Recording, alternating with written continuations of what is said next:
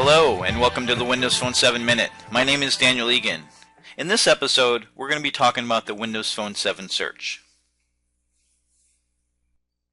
One of the things that makes this version of Windows Phone different than previous versions of Windows Phone is the specifications that Microsoft locked down to the manufacturers who are producing the phone. And in another video, we're going to talk about all those specifications and what they mean not only to the phone itself but to the consumers.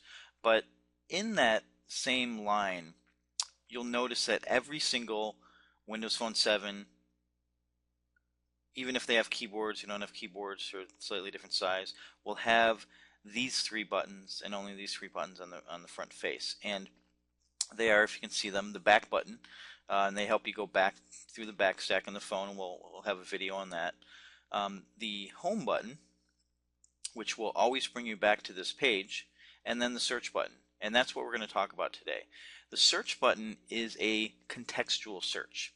And what I mean by that is it will search differently depending where you are in the phone. So first let's go to the People Hub. Now if you watched the previous videos, you saw me go through the People Hub, but if I search while I'm in the People Hub, you'll notice that it searches people around my contacts. I can bring up Carl again and figure out what's going on with him, all that good stuff. So depending where you're at in the phone, it'll work differently. If I go to the Marketplace, again, since I'm in the Marketplace, if I now want to do a search here, let's do pink.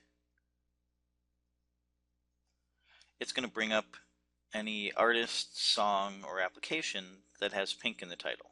So it's a contextual search. Wherever you're at in the phone, you can do a search there and it will do the search based on where you're at. Now, if you're on the front page, this is where it starts getting cool. If I go ahead and do search here, it's automatically going to go to Bing search. And the Bing search on the phone, you'll notice a couple things. Right here, you'll notice that since I have location turned on the phone, you can turn that off, but since I have location turned on the phone, you can see it knows where I am right now. If I do a search here for, say, pizza,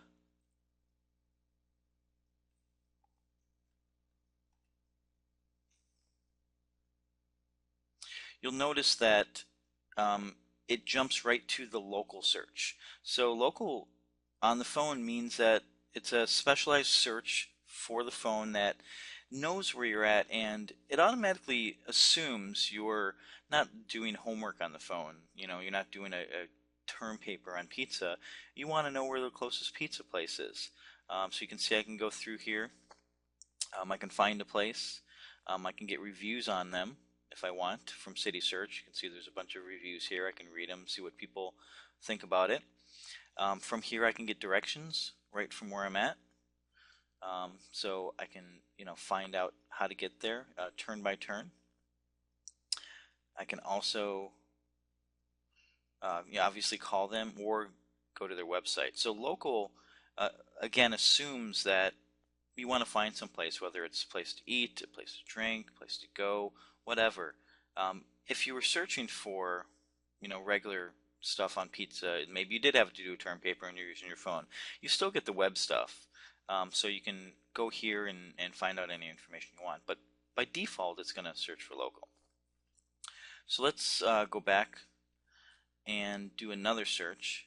And I'm going to do Little Fockers is a movie that just came out. And if you type in a movie, you'll notice that it's going to, again, know exactly where you are. We're on web, but it knows where I am. And it's going to show me, obviously not just the official movie website and different websites, IMDb, etc. on the movie, but it's going to show me all the movie theaters that are near me and the next time that this movie's playing. That's really cool, especially, well, for locally when you want to go to a movie, but especially out of town too. If you want to go to a movie while you're out of town, it makes it really easy to do.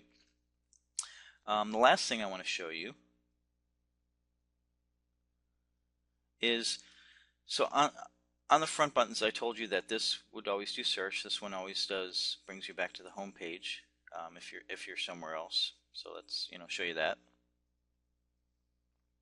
But if you hold down this button, you can now do another search. So let me go ahead and hold this down.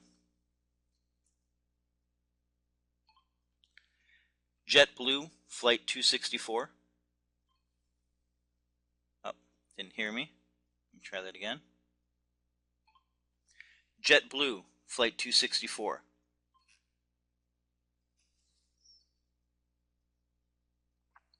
So it'll find JetBlue Flight 264.